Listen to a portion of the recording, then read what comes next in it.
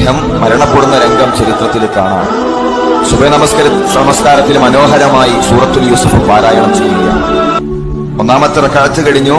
രണ്ടാമത്തെ റക്അത്തിൽ എഴുന്നേറ്റ് നിൽക്കുമ്പോൾ ഫൈറൂസ് അബൂ ലുഅ്ലുഉൽ മജൂസി എന്നു പേരുള്ള മനുഷ്യൻ ലഅനത്തുല്ലാഹ് വിഷം പുരട്ടിയ കടാര കൊണ്ട് മഹാനായ സഹാബിയുടെ ശരീരത്തിൽ കുത്തിയിറക്കാം. താഴെ വീണ് പിന്നിൽ നിൽക്കുന്ന ഒരു സഹാബിയെ പിടിച്ച് ഇമാമത്ത് നിർത്തി. ബോധം നഷ്ടപ്പെട്ടു. ബോധം വന്ന ഉടനെ ചോദിക്കാനുള്ളത് അസ്വലാത്ത്, നമസ്കാരം എന്തായി? ലാ ഹല്ല ഫിൽ ഇസ്ലാം ലിമൻ തറക സ്വലാത്ത്. നമസ്കാരം ഉപേക്ഷിക്കുന്നവന് ഇസ്ലാമിൽ സ്ഥാനമില്ല.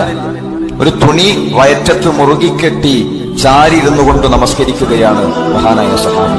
വെള്ളം കൊടുത്താല് പാല് കുടിച്ചാല് കുടൽമാലയിലൂടെ വെള്ളം പുറത്തേക്ക് പോകും. ആ ശക്തമായ പരീക്ഷണത്തിന്റെ ഘട്ടത്തിലും മരണത്തെ കൺമുന്നിൽ കാണുമ്പോഴും കുറച്ചു കാലൊക്കെ ഞാൻ പണിയെടുത്തതല്ലേ, ഏതായാലും ഈ മരിക്കുന്ന സമയത്ത് കുറച്ചൊരു അഡ്ജസ്റ്റ്മെന്റ് പറ്റും എന്ന് കരുതിയിരിക്കല്ല.